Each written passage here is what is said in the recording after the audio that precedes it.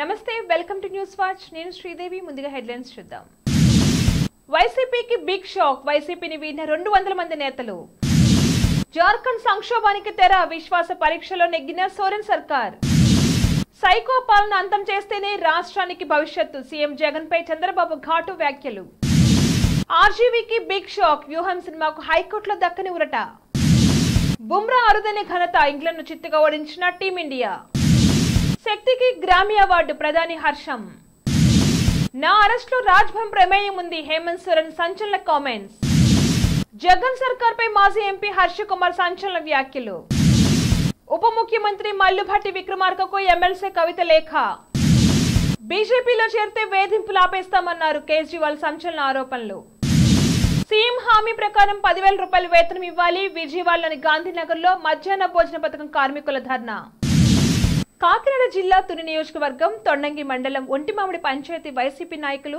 P Satyanarayana పంపరబోయిన Srinu జగం Satyanarayana Parepalli Satyanarayana Saripalli Tatarao Rambabu Rajan Eswararao వారితో పాటు 200 మంది వైసీపీని వీడి తెలుగుదేశం పార్టీ ఆర్గనైజింగ్ కార్యదర్శి యనమల కృష్ణుడు సమక్షంలో తెలుగుదేశం పార్టీలోకి జాయిన్ అయ్యారు. జార్ఖండ్ లో నెలకొన్న రాజకీయ సంక్షోభానికి తెరపడింది. విశ్వాస పరీక్షలో చంపై సోరెన్ ప్రభుత్వం నెగ్గింది. చంపై సోరెన్ ప్రభుత్వానికి అనుకూలంగా 47 ఓట్లు పడగా వ్యతిరేకంగా 27 ఓట్లు పడ్డాయి. కాగా మనీ లాండరింగ్ కేసులో జేఎంఎం అధినేత హేమంత్ సోరెన్ ను ఈడీ అధికారులు అరెస్ట్ చేసిన సంగతి తెలిసిందే. దాంతో జేఎంఎం సీనియర్ నేత చంపై సోరెన్ జార్ఖండ్ ముఖ్యమంత్రిగా బాధ్యతలు స్వీకరించారు. దీంతో ఇవాళ గవర్నర్ సభలో విశ్వాస పరీక్ష నిర్వహించారు. ఈ పరీక్షలో మెజార్టీ సభ్యులు చంపై సోరెన్ కు జై కొట్టారు. జార్ఖండ్ అసెంబ్లీలో 81 నియోజకవర్గాలున్నాయి. ప్రభుత్వం ఏర్పాటు చేయడానికి కావాల్సిన మ్యాజిక్ ఫిగర్ 41. దీంతో సోరెన్ కు 47 మంది సభ్యుల సపోర్ట్ ఉండటంతో ప్రభుత్వ ఏర్పాటు సునాయాసమైంది. సైకో పాలన అంతం చేస్తేనే తప్ప రాష్ట్రానికి భవిష్యత్తు లేదని టీడీపీ అధినేత చంద్రబాబు నాయుడు సీఎం జగన్ పై ఘాటు వ్యాఖ్యలు చేశారు. ఇవాళ అనకాపల్లి జిల్లా మాడుగుల్లో నిర్వహించిన రా కదలిరా సభలో ఆయన పాల్గొని మాట్లాడారు. మోసపూరిత హామీలతో అధికారంలోకి వచ్చిన వైసీపీ సర్కార్ రాష్ట్రాన్ని అప్పుల కుప్పగా మార్చిందని అన్నారు. పరిపాలన అనుభవం లేకపోవడంతో ఆర్థిక వనరులు పూర్తిగా దెబ్బతిన్నాయని పేర్కొన్నారు. మరికొద్ది రోజుల్లోనే టీడీపీ జనసేన నేతృత్వంలోనే ప్రజా ప్రభుత్వం రాబోతుందని అన్నారు. తన రాజకీయ జీవితంలో ఇలాంటి ముఖ్యమంత్రి ఎన్నడూ చూడలేదని తెలిపారు. పథకాలు అమలు చేస్తూనే ప్రజలపై కరెంట్ ఛార్జీల రూపంలో 44,000 కోట్ల రూపాయల భారం మోపిన ఘనత సీఎం జగన్ కే దక్కుతుందని అన్నారు. సిపిఎస్ రద్దు, జాబ్ క్యాలెండర్, మద్య నిషేధం, రైతుల ఆత్మహత్యలు ఆపేందుకు జగన్ ప్రయత్నించకపోవడం సిగ్గుచేటని అన్నారు.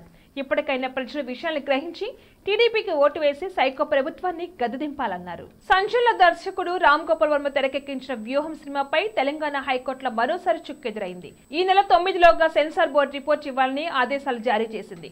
వ్యూహం సినిమా సెన్సార్ సర్టిఫికెట్ రద్దు చేస్తూ ఇటీవలే సింగిల్ బెంచ్ కోర్టు తీర్పును వెల్లడించింది. అదేవిధంగా సినిమాపై సెన్సార్ బోర్డు రివ్యూ చేసి 4 వారాల్లోగా రిపోర్ట్ ఇవ్వాలని ఆదేశించింది.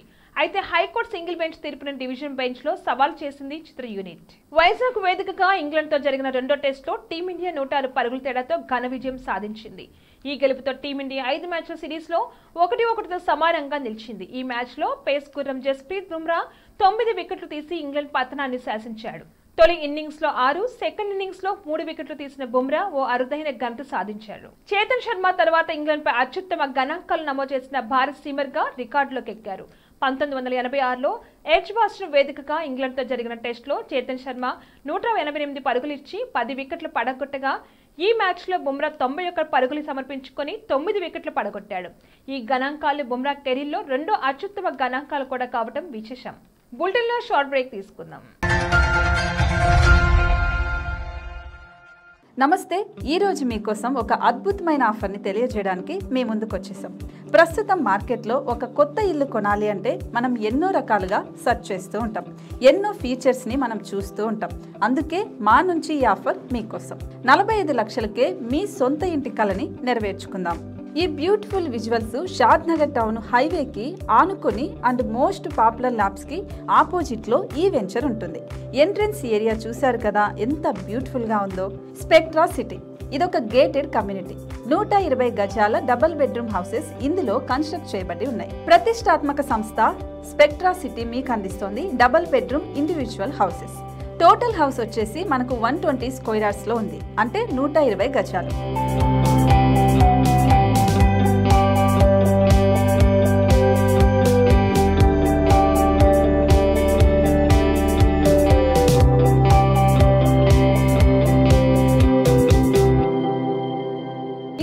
ఆలస్యం, మన ఇంటిని చూసేద్దాం రండి. ఇక్కడ చూశారు కదా, మనకు ఎంట్రన్స్ లోనే హాల్ ఉంటుంది. హాల్ అనేది 15x16 ఇంచెస్ లో ఉంటుంది. ఇప్పుడు చూస్తున్నట్లయితే మాస్టర్ బెడ్రూమ్. ఈ మాస్టర్ బెడ్రూమ్ అనేది మనకు 12x10 ఇంచెస్ వస్తుంది.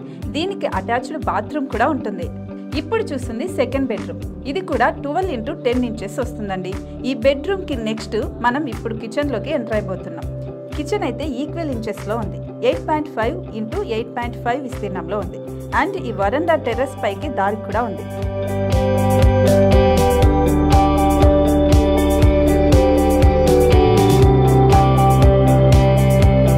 టెర్రస్ పై నుంచి వ్యూ చూశారు కదండి, ఎంత బ్యూటిఫుల్ గా ఉందో.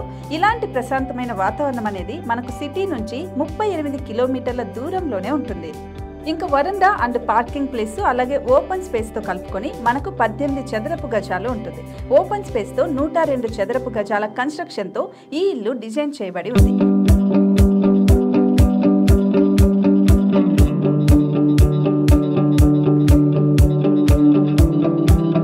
మొత్తం gated community and present 70 houses మనకు కన్స్ట్రక్ట్ చేసి ఇస్తున్నారు. అందులో 45 హౌసెస్ మాత్రం సేల్ అయిపోయాయి. ఇంకా 25 మాత్రమే ఉన్నాయి. అలాగే లిమిటెడ్ ఎడిషన్స్ మాత్రమే ఉన్నాయి. హైవే రోడ్డు నానుకొని తూర్పు పడమర ఫేసింగ్ కి నిర్మాణమై ఉంటాయి. షాద్ నగర్ లో MSN ల్యాబ్ కి ఎదురుగా ఉంది ఈ డబుల్ బెడ్రూమ్ ఇండిపెండెంట్ హౌసెస్. మిమ్మల్ని ఆహ్వానిస్తున్నాయి. మనకి వెంచర్ ఓవరాల్ గా ఎగ్జిట్ నెంబర్ 16 నుంచి 38 కిలోమీటర్లు వస్తుంది. అలాగే కొత్తూరు జంక్షన్ నుంచి 15 కిలోమీటర్స్ మాత్రమే ఉంటుంది. షాద్ నగర్ మున్సిపాలిటీ పరిధిలో నేషనల్ రిమోట్ సెన్సింగ్ కి ముందే ఈ వెంచర్ ఉంటుంది. నగర కాలుష్యానికి దూరంగా స్వచ్ఛమైన ప్రకృతికి దగ్గరగా రూపుదిద్దుకున్న సుందరమైన డబుల్ బెడ్రూమ్ ఇండిపెండెంట్ హౌసెస్ ఇవి. ఇప్పుడు సొంతం చేసుకోవడానికి సంసిద్ధంగా ఉన్నాయి. కేవలం 45 లక్షలకే సరసమైన ధరలతో మిమ్మల్ని ఆహ్వానిస్తున్నాయి. ఇంకెందుకు ఆలస్యం, కింద స్క్రోల్ అవుతున్న నెంబర్ కి డయల్ చేయండి. వెంటనే సైట్ విజిట్ స్లాట్ ని బుక్ చేసుకోండి. మీ సొంతింటి కలని నెరవేర్చుకోండి.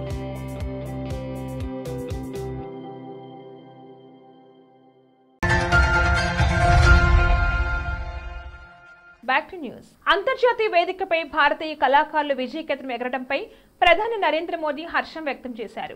భారతీయ సంగీత కళాకారులు జాకిర్ హుస్సేన్, శంకర్ మహాదేవన్లు ఉన్న శక్తి బ్యాండ్ కు తాజాగా గ్రామీ అవార్డు దక్కింది. వీళ్ళు కంపోజ్ చేసిన దిస్ మూమెంట్ ఉత్తమ గ్లోబల్ మ్యూజిక్ ఆల్బమ్ అవార్డును సొంతం చేసుకుంది. సంగీతం పట్ల మీ అసాధారణమైన ప్రతిభ, అంకిత భావం ప్రపంచ వ్యాప్తంగా హృదయాలను గెలుచుకున్నాయి. భారతదేశం గర్విస్తుంది. మీ కృషికి ఈ విజయాల నిదర్శనమని ప్రధాని మోదీ ట్వీట్ చేశారు. జార్ఖండ్ మాజీ సీఎం హేమంత్ సోరెన్ కీలక వ్యాఖ్యలు చేశారు. ఈడీ తనను అరెస్ట్ చేయడంలో గవర్నర్ ప్రమేయం కూడా ఉందని ఆరోపించారు. చంపేశ్వర నేతృత్వంలోని ప్రభుత్వ బల పరీక్షలో పాల్గొనడానికి హేమంత్ సోరెన్ కు కోర్టు అనుమతించింది. ఈ క్రమంలో ఆయన అసెంబ్లీలో మాట్లాడుతూ తన అరెస్టును భారత ప్రజాస్వామ్యంలో నల్ల అధ్యాయమని అన్నారు. భూ కుంభకోణంతో తనకు సంబంధం ఉందని నిరూపించాలని ఎన్ఫోర్స్మెంట్ డైరెక్టరేట్ కు హేమంత్ సోరెన్ సవాల్ విసిరారు. చట్టాన్ని దుర్వినియోగం చేయడం ఎలాగో వారి నుండి నేర్చుకోవాలని కేంద్రాన్ని ఉద్దేశిస్తూ మాట్లాడారు. నేరం రుజువైతే రాజకీయాల నుంచి తప్పుకుంటానన్నారు. తన అరెస్టుకు 2022 నుంచి కుట్ర చేస్తున్నారని చెప్పారు. జగన్ సర్కార్ పై మాజీ ఎంపీ హర్ష కుమార్ సంచలన వ్యాఖ్యలు చేశారు. సోమవారం మీడియాతో మాట్లాడుతూ ఏపీలో దళితులు 2వ స్థాయి పౌరులుగా ఉన్నారన్నారు. దళితుల పథకాలను ఎత్తివేశారని, అమ్మఒడికి తూట్లు పొడిచిన ఘనత జగన్దే అని అన్నారు. నవరత్నాలకు బడ్జెట్ నుంచి కేటాయించాలని, కానీ అమ్మఒడి లబ్ధిదారులకు సప్లాన్ నుంచి నిధులు కేటాయించడం ఏమిటని ప్రశ్నించారు. ఇది దళితుల పట్ల వివక్షత కాదా? విద్య నుంచి దళితులను దూరం చేస్తున్నారన్నారు. దళితులను అన్ని విధాలుగా మోసం చేస్తున్నారని జగన్ ఒక మోసగాడిని విరుచుకుపడ్డారు. తెలంగాణ ఉప ముఖ్యమంత్రి మల్లుభట్టి విక్రమార్కకు బీఆర్ఎస్ ఎమ్మెల్సీ కల్వకుంట్ల కవిత సోమవారం లేఖ రాశారు. బడ్జెట్లో బీసీ సంక్షేమానికి 20,000 కోట్ల రూపాయలు కేటాయించాలని కోరారు. బీసీలకు కాంగ్రెస్ ఇచ్చిన హామీలు అమలు చేయాలని ఆ లేఖలో పేర్కొన్నారు. Mahatma Jyotirao Phule BC sub plan కు చట్టబద్ధత కల్పిస్తామని ఎన్నికల మేనిఫెస్టోలో కాంగ్రెస్ చేర్చిందని గుర్తు చేశారు. అలాగే బీసీ సంక్షేమానికి రానున్న 5 ఏళ్లలో 1,00,000 కోట్ల రూపాయలు కేటాయిస్తామని హామీ ఇచ్చిందని పేర్కొన్నారు. ఎంబీసీల సంక్షేమానికి ప్రత్యేక మంత్రిత్వ శాఖ ఏర్పాటు చేస్తామని కూడా కాంగ్రెస్ ఎన్నికల సమయంలో హామీ ఇచ్చిందన్నారు. అలాగే ప్రతి జిల్లా కేంద్రంలో 50 కోట్ల రూపాయల వ్యయంతో ప్రొఫెసర్ జయశంకర్ బీసీ ఐక్యత భవనాలు నిర్మిస్తామని కాంగ్రెస్ వాగ్దానం చేసిందన్నారు. బీసీల సంక్షేమం కోసం రాబో ఆర్థిక సంవత్సరానికి గాను బడ్జెట్లో 20,000 కోట్ల రూపాయలు కేటాయించాలని కోరారు. ఈ మేరకు నిధులు కేటాయిస్తే కాంగ్రెస్ ఇచ్చిన హామీని నెరవేర్చినట్లు అవుతుందన్నారు. బీసీల అభివృద్ధికి ఈ నిధులు దోహదపడతాయన్నారు. బీసీల అభ్యున్నతి కోసం ప్రభుత్వం పనిచేయాలన్నారు. ఢిల్లీ ముఖ్యమంత్రి ఆఫ్ నేషనల్ కన్వీనర్ అరవింద్ కేజ్రీవాల్ బీజేపీపై సంచలన ఆరోపణలు చేశారు.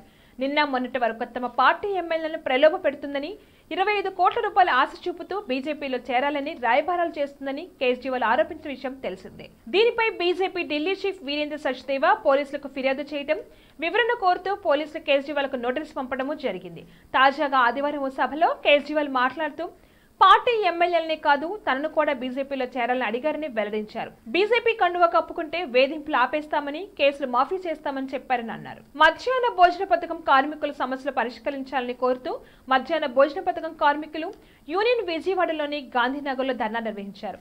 అనంతరం వారు మాట్లాడుతూ సీఎం హామీ ప్రకారం 10,000 రూపాయల వేతనం ఇవ్వాలని, అలాగే పెండింగ్ బిల్లు చెల్లించాలని డిమాండ్ చేశారు. ప్రమాద బీమా సౌకర్యం, 2 జతల యూనిఫామ్ ఇవ్వాలని కోరారు. రిటైర్మెంట్ బెనిఫిట్స్, వర్కర్లపై రాజకీయ వేధింపులు, అక్రమ తొలగింపు ఆపాలని డిమాండ్ చేశారు. మేము డిమాండ్ చేస్తున్నాం, గ్యాస్ ప్రభుత్వమే సరఫరా చేయాలి అనేసి అడుగుతున్నాం. అంతేకాకుండా యూనిఫామ్ 2 జతలు ప్రతి సంవత్సరానికి ఇవ్వాలి అనేసి, అంతేకాదు అనేక ప్రమాదాలు జరుగుతున్నాయి, ప్రమాద బీమా సౌకర్యం కల్పించాలనేసి, ఈరోజు చనిపోయిన కార్మికులకి మట్టి ఖర్చులు కూడా ఇవ్వట్లేదు కాబట్టి మట్టి ఖర్చులు ఇవ్వాలనేసి, స్కూళ్లలో ఫస్ట్ ఎయిడ్ కిట్లు ఏర్పాటు చేయాలనేసి, అంతేకాదు గ్రామ స్థాయిలో ఈరోజు పట్టణ స్థాయిలో అనేక సమస్యలు ఉంటున్నాయి కాబట్టి ఎంఈఓలతోని ప్రతి 2 నెలలకు ఒకసారి సమావేశాలు పెట్టాలి, డిఏలు ఇవ్వాలి అని చెప్పేసి ఈరోజు మేము న్యాయబద్ధంగా ఈ ప్రభుత్వాన్ని అడుగుతున్నాం. మా సమస్యలు పరిష్కారం కాకపోతే రాష్ట్ర వ్యాప్తంగా పెద్ద ఎత్తున ఉద్యమం చేస్తామనేసి రాష్ట్ర ప్రభుత్వానికి హెచ్చరిక చేస్తున్నాం. బులెటిన్ హెడ్లైన్స్ మరొకసారి. వైసీపీకి బిగ్ షాక్, వైసీపీని వీడిన 200 మంది నేతలు. జార్ఖండ్ సంక్షోభానికి తెర, విశ్వాస పరీక్షలో నెగ్గిన సోరెన్ సర్కార్. సైకో పాలన అంతం చేస్తేనే రాష్ట్రానికి భవిష్యత్తు, సీఎం జగన్ పై చంద్రబాబు ఘాటు వ్యాఖ్యలు. ఆర్జీవీకి బిగ్ షాక్, వ్యూహం సినిమాకు హైకోర్టులో దక్కని ఉరట. బుమ్రా అరుదైన ఘనత, ఇంగ్లాండ్ను చిత్తుగా ఓడించిన టీమిండియా. శక్తికి గ్రామీ అవార్డు, ప్రధాని హర్షం. నా అరెస్టులో రాజ్భవన్ ప్రమేయం ఉంది, హేమంత్ సోరెన్ సంచలన కామెంట్స్. జగన్ సర్కార్ పై మాజీ ఎంపీ హర్ష కుమార్ సంచలన వ్యాఖ్యలు. ఉప ముఖ్యమంత్రి మల్లుభట్టి విక్రమార్కకు ఎమ్మెల్సీ కవిత లేఖ. బీజేపీలో చేరితే వేధింపులు ఆపేస్తామన్నారు కేజ్రీవాల్ సంచలన ఆరోపణలు. సీఎం హామీ ప్రకారం 10,000 రూపాయల వేతనం ఇవ్వాలి, విజయవాడలోని గాంధీనగర్లో మధ్యాహ్న భోజన పథకం కార్మికుల ధర్నా. ఇవి ఇవాల్టి bulletin updates. Keep watching news watch.